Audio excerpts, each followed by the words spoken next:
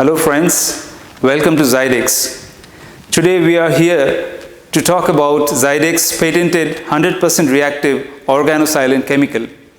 Zydex penetrative nanotechnology is for permanently changing the polarity of surface hydroxyl ions in order to change them from hydrophilic to hydrophobic. We are here today to see the visible effect of this innovative treatment on various types of building materials. We are all aware that most of the damage takes place due to water ingress in building materials. So let us see what is the effect of Zydex nanotechnology on them. So let us find out what are the different kinds of building materials in these kits. In this first kit, here we have a dropper. You see, this is a concrete block, a miniature concrete block. Here we have a piece of plaster, a small piece of plaster.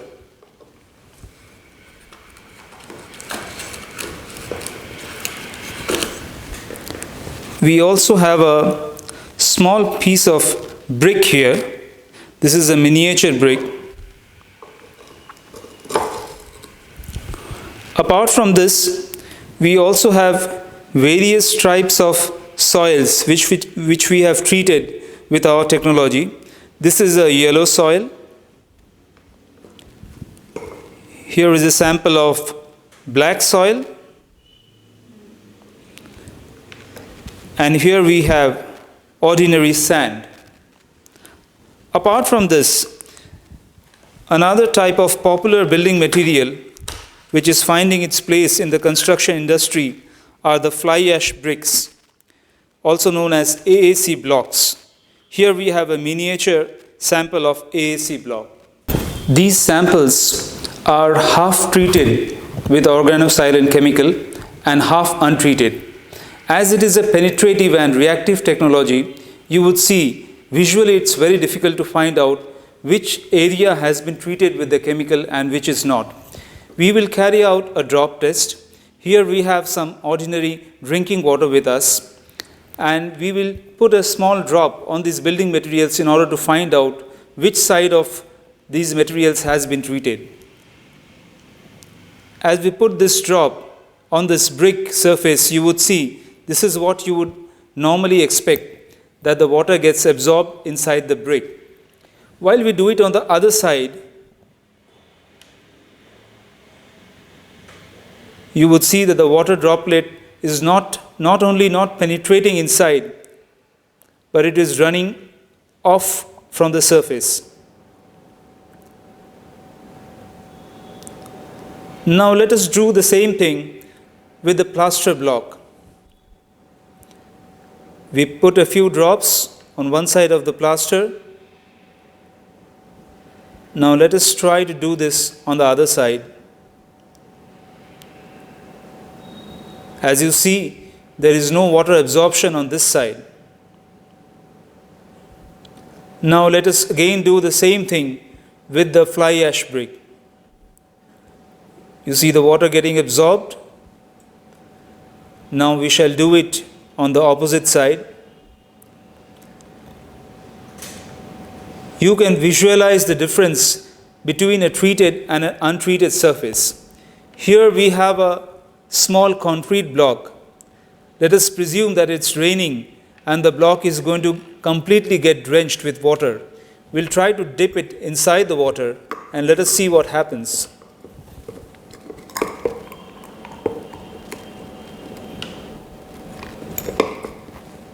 Here you would see that the untreated side is getting wet, whereas the treated side remains dry. That is the difference between a treated and untreated surface.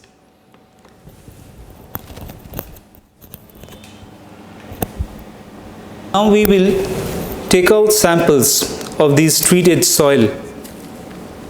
Here we have a small quantity of yellow soil with us.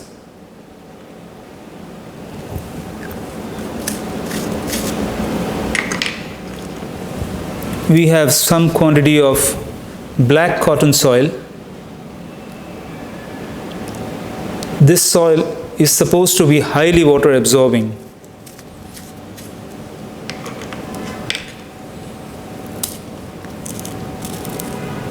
And here we have a sample of treated sand.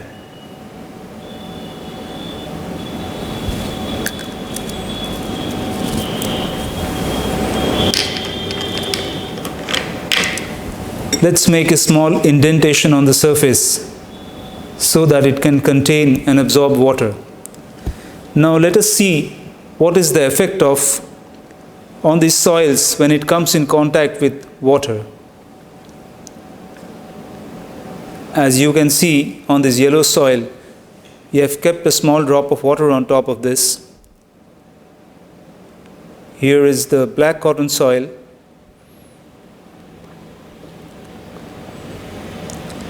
And here we have ordinary sand. As you would observe, there is absolutely no absorption of water by these soils.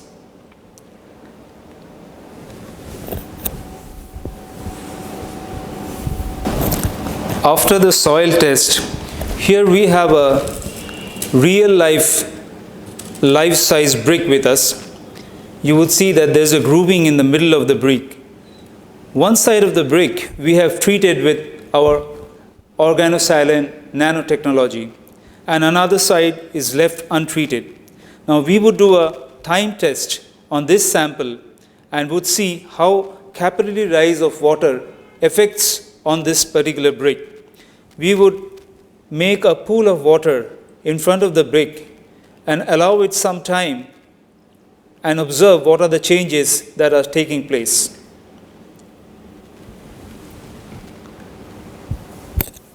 So now we go back to the brick which we had submerged underwater. As you recollect, we have one side of the brick which is treated with organosilane, and there is the other side which is untreated. You can make the visual difference. There is a capillary rise which has taken place inside the brick.